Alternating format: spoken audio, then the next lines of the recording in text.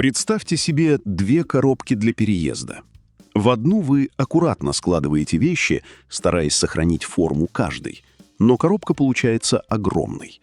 В другую вы уминаете все так, чтобы влезло максимум, жертвуя любимой шляпой. Долгие годы весь цифровой аудиомир яростно спорит, как именно нужно уминать звук – алгоритмами MP3 или OGG Vorbis. Но что, если я скажу вам, что сегодня этот спор потерял свой первоначальный смысл, а истинная битва за качество разворачивается совершенно на другом поле? Эмилия, MP3 и Vorbis – два исторически очень известных алгоритма сжатия аудио с потерями. Годами меломаны ломали копья на форумах, доказывая, что OGG звучит прозрачнее, а MP3 режет верха. Насколько эта разница действительно определяла итоговое качество звука для конечного слушателя? Алекс, здесь отлично работает когнитивное искажение, заставляющее людей спорить о следствиях, забывая о первопричине. Многие были уверены, что слышат колоссальную разницу именно между форматами, не понимая, что на самом деле сравнивают конкретные кодеки, их настройки и реализации. Здесь я напомню. MP3 — формат стандарт аудиокодирования и соответствующий битовый поток. Vorbis — это аудиокодек, а OGG — контейнер, в котором Vorbis часто хранится.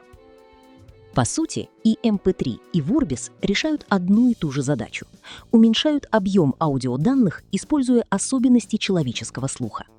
Представь скульптора, который отсекает от глыбы мрамора то, что не повлияет на восприятие готовой скульптуры. Аудиокодек примерно так же анализирует сигнал и может передавать некоторые его компоненты менее точно, если они с высокой вероятностью будут замаскированы более сильными звуками. Например, тихий шелест может оказаться практически незаметным на фоне громкого удара бас-барабана. Разница между кодеками в том, как именно они анализируют сигнал и принимают решение, чем можно пожертвовать ради уменьшения размера файла. Так, понятно. Vorbis действительно в свое время показывал преимущество перед MP3 в ряде условий, особенно на низких и средних битрейтах. Но по мере увеличения битрейта различия становятся все менее очевидными и для многих музыкальных записей могут оказаться практически неслышимыми. Почему?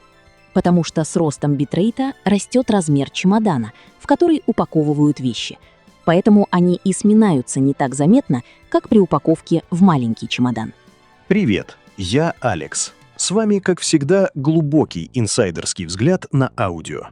Мы с вами на канале Audio Insights от Audiophile Inventory и Юрия Корзунова, основателя и разработчика программы оптимизации и конвертации аудиофайлов для Hi-Fi и High-End систем AUI Converter. А я Эмилия. Не забудьте поставить лайк и подписаться, чтобы мы могли раскрывать еще больше таких секретов. Информация в этом выпуске максимально сжата, поэтому слушайте до самого конца, чтобы понять всю картину. А теперь поехали! То есть, получается, нужно разделять сам аудиоформат, кодек и программу, которая этот кодек использует? Именно. И вот здесь происходит главный разрыв шаблона. Например, есть универсальные программы конвертации.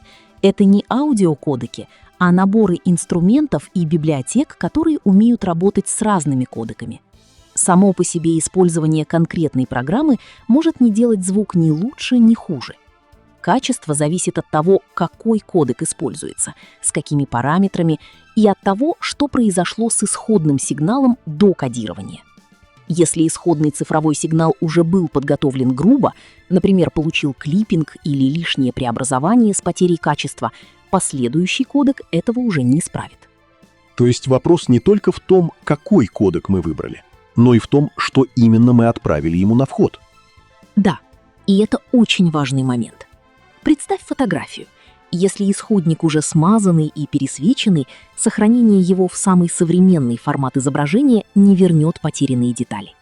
Можно выбрать отличный формат, высокое качество сжатия, но восстановить то, чего в исходной фотографии уже нет, невозможно. С аудио то же самое.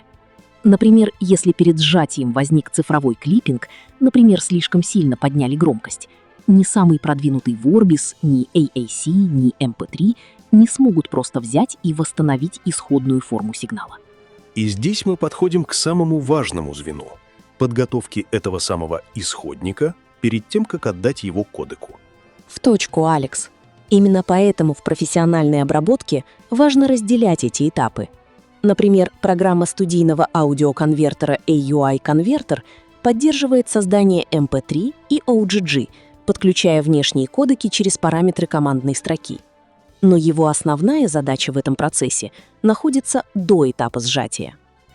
Применимо к аудио со сжатием, программа нацелена на высокоточный ресэмплинг, изменение уровня громкости и дитеринг. Дитеринг здесь особенно интересен. Это может быть важно для тихих сигналов при понижении разрядности аудио до 16 бит. Дитеринг позволяет размыть синхронизированный с сигналом искажения, придающий как бы цифровой характер, и превратить их в слабый некоррелированный шум. То есть вместо того, чтобы ошибка была связана с самой музыкой и могла восприниматься как искажение, мы распределяем ее более равномерно по спектру. А оффлайн-обработка файлов, обработка в отложенном времени, дает еще одну возможность. Можно использовать более сложные фильтры и алгоритмы, если конкретная задача действительно этого требует. Аудио обрабатывается порциями при проигрывании. При обработке аудиофайла перед воспроизведением нам не нужно успевать обработать каждую порцию вовремя, к моменту, когда она понадобится для поддержания непрерывного во времени потока. И только после такой подготовки аудиосигнал передается кодеку. А кодек уже решает совершенно другую задачу – представить этот подготовленный сигнал в компактном формате с выбранным уровнем потерь, который определяется в настройках кодека битрейтом. А подробнее о подготовке аудиофайлов под возможности именно ваших устройства, аудиосистемы или ЦАП читайте в статье или смотрите видео по ссылкам в описании.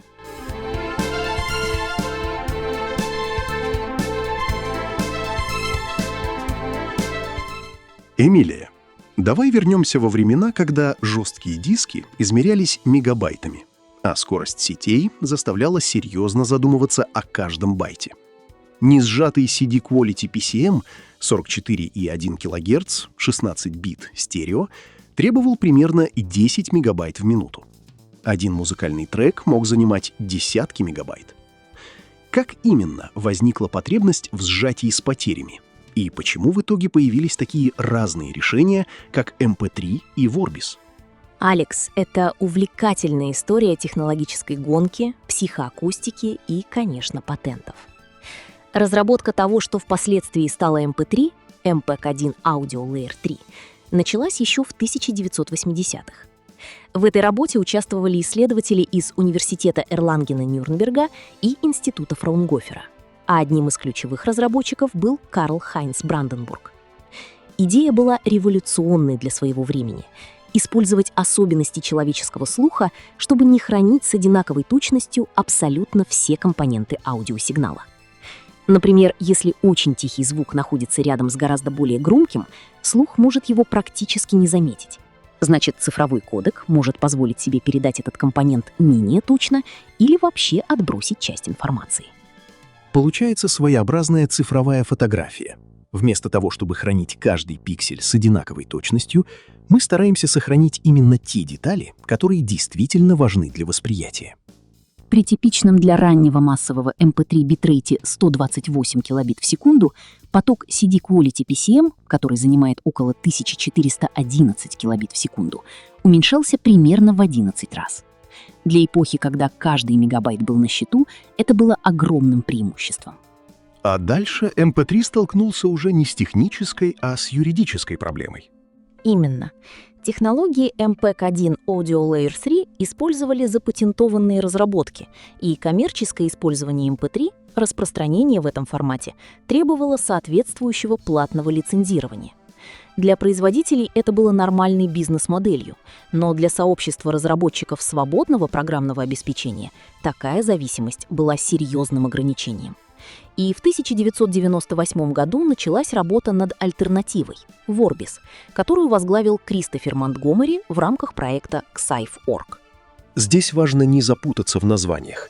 Vorbis — это аудиокодек, а OGG — контейнер, то есть оболочка, в которой Vorbis может храниться вместе с другой информацией. Их часто называют одним словом – OGG Vorbis, но технически это две разные вещи. То есть идея была примерно такая. Если MP3 требует лицензирования, давайте создадим современный кодек, который можно свободно использовать и в программах, и в устройствах. Да. Причем Vorbis не был просто попыткой скопировать MP3 и убрать из него патенты. Его проектировали значительно позже, уже имея перед глазами опыт предыдущего поколения аудиокодеков. Поэтому разработчики могли по-другому решать многие задачи психоакустического кодирования и не были обязаны сохранять совместимость с архитектурой MP3. Это примерно как построить новый автомобиль спустя 20 лет после появления первого. Тебе уже не нужно повторять конструкцию старой машины только потому, что ее детали и размеры стали промышленным стандартом. То есть MP3 — продукт ранней эпохи цифрового аудио, а Vorbis — попытка сделать следующий шаг, причем с открытой моделью распространения. Именно. Но тут история делает интересный поворот. Vorbis появился не в пустоте. К моменту его выхода MP3 уже успел превратиться из технического стандарта в настоящий культурный феномен. Музыка в MP3 распространялась через интернет, помещалась на жесткие диски, записывалась на CD и воспроизводилась на огромном количестве устройств. У Vorbis были сильные технические и юридические стороны. Открытая спецификация, свободное использование и современная для своего времени архитектура кодека. Но техническое преимущество само по себе не гарантирует победу. MP3 уже обладал тем, чего практически невозможно быстро создать заново — огромной экосистемой совместимых устройств, программ и пользователей. И в этом, пожалуй, главный урок всей истории. В технологиях побеждает не всегда самый совершенный алгоритм. Иногда решающим становится момент, когда технология появилась, насколько легко ее внедрить и сколько людей уже используют его вокруг тебя.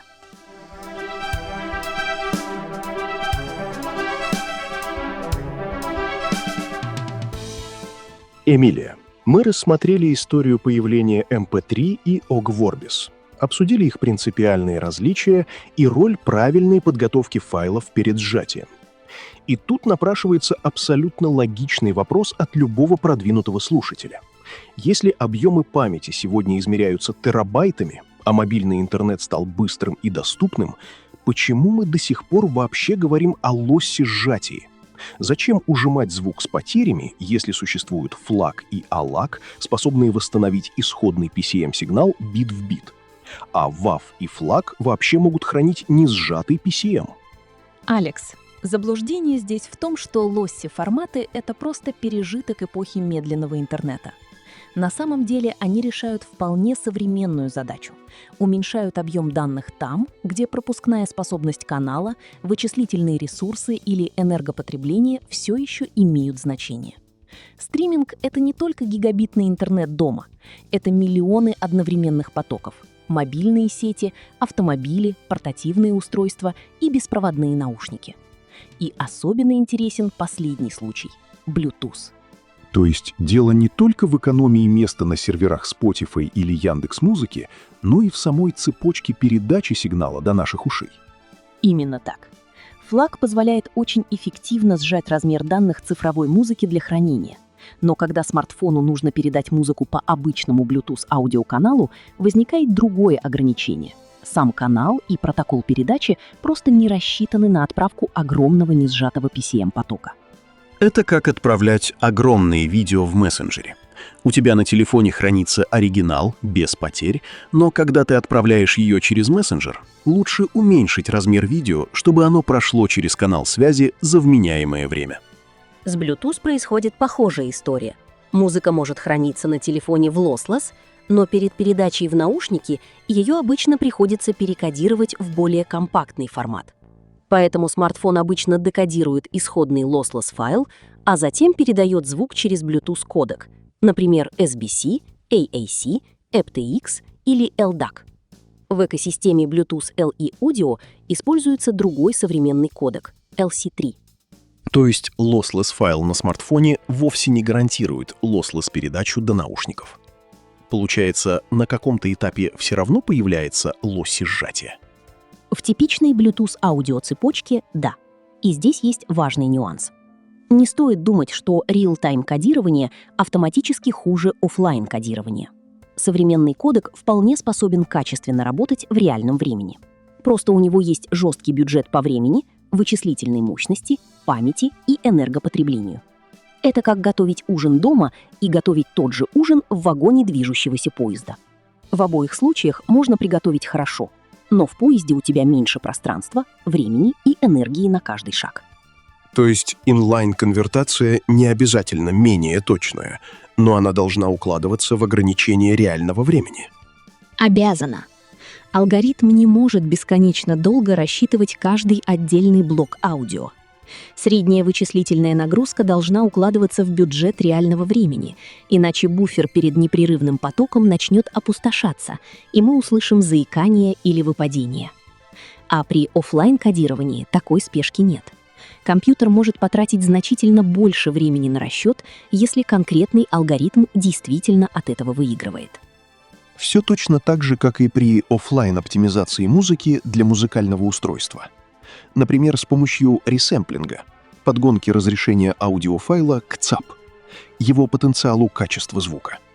Да, только кодеки аудиоформатов, работающие только в реальном времени, обязаны быть достаточно простыми, быстрыми в распаковке программы и проигрывателя аудиофайлов. А если плеер еще и делает ресэмплинг на лету? Еще и это время нужно добавить к времени просто распаковки музыкального файла. Конечно. Без распаковки формата мы не можем в принципе. Время на ресэмплинг на лету здесь идет по остаточному принципу. Если никак не успеваем, то нужно упростить алгоритм, сократить количество вычислений. Но можно, как альтернатива, не торопясь сразу пересчитать разрешение аудиофайла для твоего ЦАПа на компьютере с помощью программы аудиоконвертера, например, AUI-конвертер. Можно. Только учти, что иногда ты не сможешь запаковать Hi-Res с помощью лосси кодека. Да, MP3 поддерживает только 44,1 и 48 кГц. А вот максимальный формат для файлов OGG, внутри которых обычно используется кодек Vorbis или Opus, технически не имеет жесткого фиксированного лимита на уровне контейнера. И на практике кодек Vorbis поддерживает частоту дискретизации до 192 кГц и выше, а битовое разрешение составляет до 32 бит с плавающей запятой. На входе при этом сжатие идет с потерями. Ты сэкономишь место на диске. А подробнее об оптимизации аудио под возможности ваших устройства, аудиосистемы или ЦАП читайте в статье или смотрите видео по ссылкам в описании.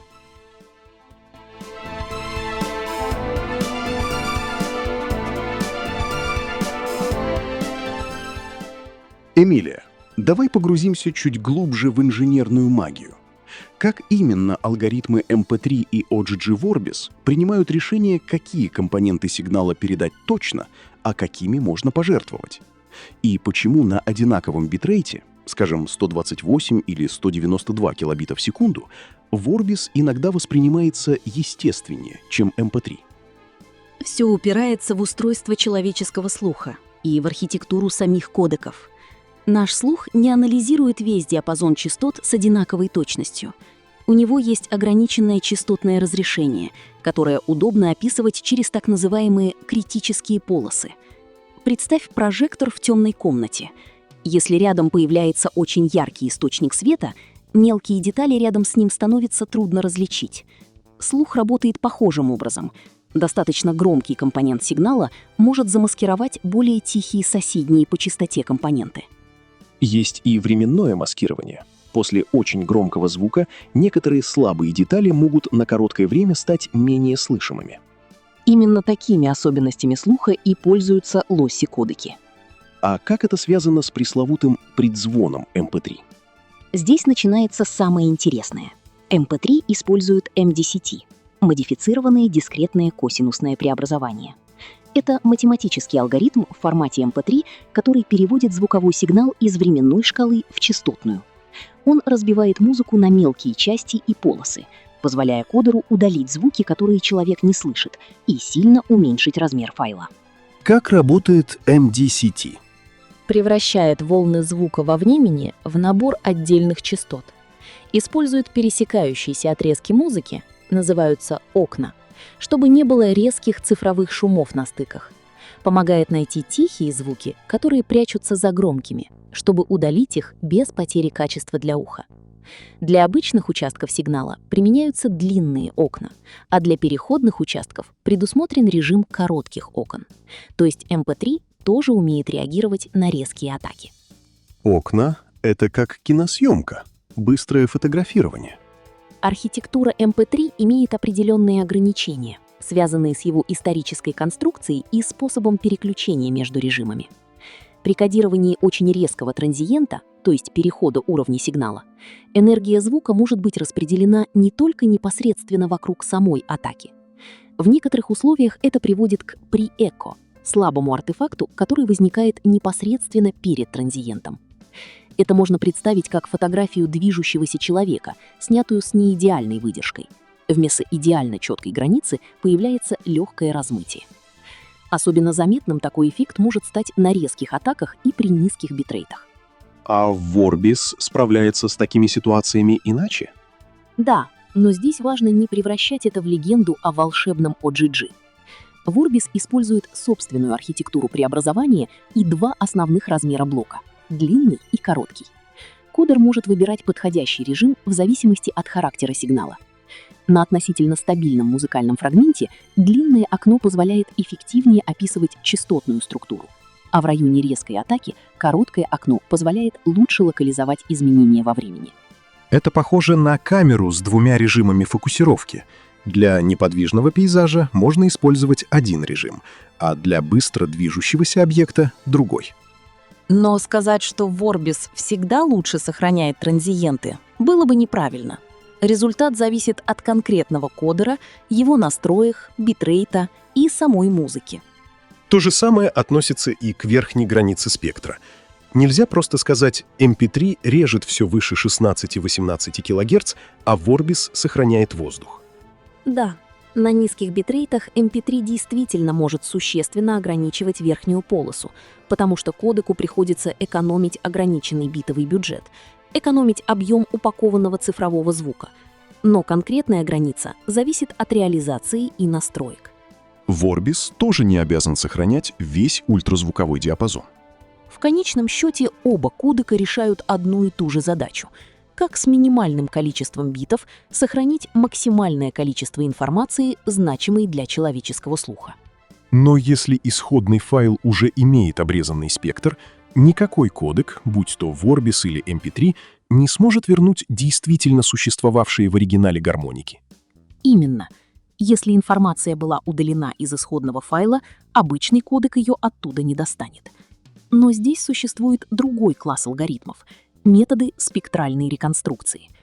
Например, если у вас есть обычная запись 44,1 кГц 16 бит с ограниченным верхним диапазоном, можно использовать AUI Audio Upscaler.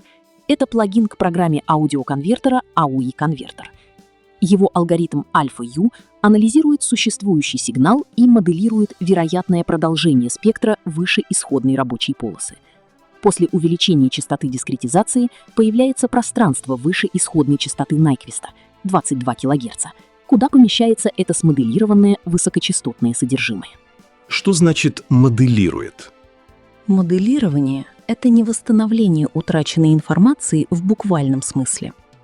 Если оригинальная запись действительно не содержала данных выше 20 кГц, мы не можем узнать, какие именно гармоники там находились. Это походит на реставрацию старой фотографии. По сохранившимся деталям можно достаточно правдоподобно предположить, как выглядела утраченная область. Но нельзя утверждать, что алгоритм буквально прочитал исчезнувшие пиксели. При этом задача Альфа-У — добавить смоделированное высокочастотное содержимое, стремясь сохранить исходный сигнал в основной полосе настолько, насколько это технически возможно. Это тоже офлайн обработка. Предварительная подготовка аудиофайла на компьютере перед проигрыванием. Да. А уже после такой офлайн подготовки полученный файл можно снова передать лосси-кодеку, например, Vorbis или AAC.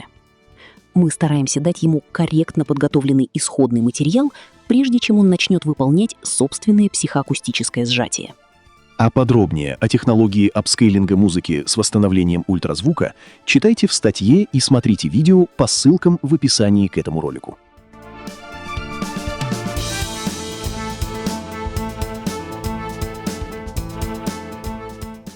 Эмилия. Тут мы подходим к невероятно любопытному, психоакустическому и даже философскому феномену. На форумах некоторые люди утверждают, что OGG Vorbis имеет холодный, но синтетический звук, а MP3 — теплое, хоть и мутноватое звучание. Почему человеческое сознание приписывает математическим алгоритмам сжатия эмоции и даже физические свойства? Алекс, здесь мы сталкиваемся с очень интересным пересечением психоакустики и когнитивной психологии.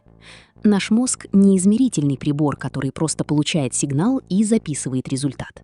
Он постоянно интерпретирует то, что слышит, используя предыдущий опыт и наши ожидания. Так. Поэтому, если человек заранее знает, что сейчас играет плохой MP3, он может начать особенно внимательно искать именно те признаки, которые подтверждают это ожидание. Это называется предвзятостью подтверждения. Представь дегустацию. Если тебе заранее сказать, что в бокале дорогой сорт, ты начинаешь обращать внимание на оттенки вкуса, которые подтверждают эту историю. С аудио может происходить нечто похожее. То есть слушатель становится не просто наблюдателем, а в каком-то смысле соавтором собственного впечатления от звучания. Конечно, но здесь важно разделять две вещи — реальные изменения сигнала и нашу интерпретацию этих изменений. Лосси-кодек действительно может изменить сигнал.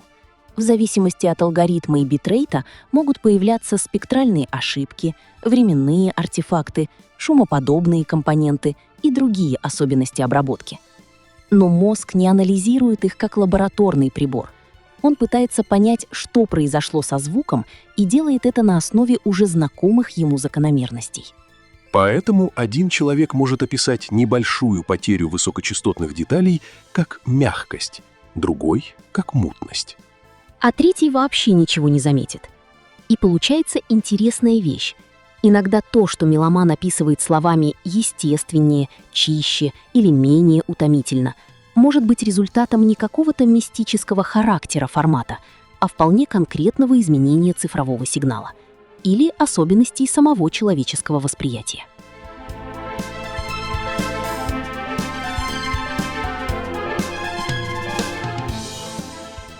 Эмилия, давай дадим нашим слушателям конкретную инсайдерскую инструкцию. Допустим, перед человеком стоит задача подготовить свою музыкальную библиотеку для прослушивания в машине, на портативном плеере или для диджейского сета, где объем места ограничен, но качество должно оставаться на высочайшем уровне. Каков идеальный алгоритм действий? Первое и главное правило — по возможности не кодируйте из одного лосси формата в другой лосси. Например, переводить MP3 в OGG Vorbis — это нежелательно для звука, так как психоакустические ошибки обоих алгоритмов накладываются друг на друга. Работать лучше только с lossless-исходниками — FLAC, WAV, IF или SACD-ISA. Так, второй шаг. Второй шаг — профессиональная офлайн-подготовка исходного файла. Если ваш ЦАП или аппаратный плеер лучше всего звучит на определенной частоте дискретизации, или если вам нужно выровнять уровень громкости всей коллекции, чтобы избежать скачков от трека к треку, это можно сделать заранее. И это можно сделать с помощью такой программы, как, например, AOI-конвертер Produce RD, где все эти функции уже собраны под ключ. Совершенно верно. Версия Produce RD собрала все технологии AOI-конвертер, от извлечения треков из SACD-ISA и бережного CD-риппинга до технологии True Gapless, которая предотвращает артефакты на границах треков при конвертации опер или живых концертов.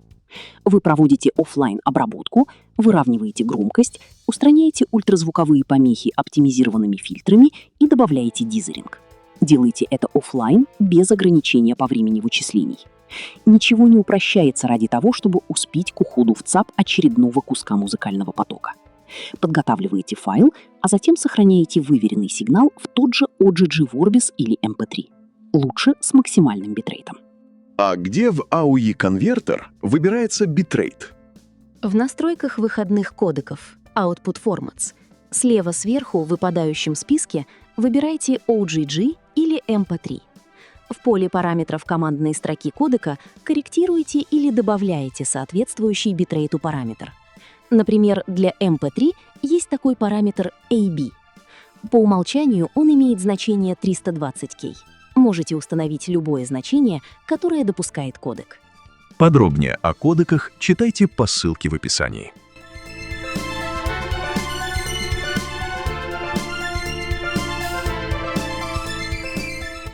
Что ж, подведем итоги нашего сегодняшнего разбора.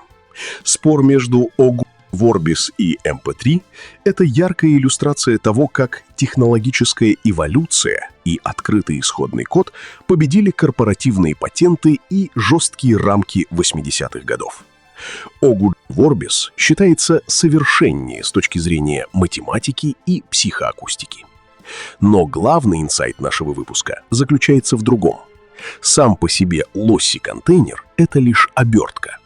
Финальное качество звучания вашей системы закладывается еще до того, как кодек сжимает данные. Абсолютно согласна, Алекс. Фундамент чистого и глубокого звука — это бескомпромиссная оффлайн подготовка аудиосигнала. Отсутствие спешки при вычислениях, точный ресэмплинг, правильный дизеринг и защита от цифрового клиппинга — вот что позволяет вашей музыкальной коллекции раскрыться лучше, независимо от того, слушаете ли вы несжатый Hi-Res или упакованный OGG Vorbis на портативном плеере. А в комментариях обязательно напишите, ощущаете ли вы разницу между MP3 и OGG на своей аппаратуре? И какими форматами пользуетесь в дороге? Хотите знать об аудио больше? Все полезные материалы и статьи по ссылкам в описании под этим видео. Изучайте, опирайтесь на факты, чувствуйте себя уверенно в дискуссиях о звуке.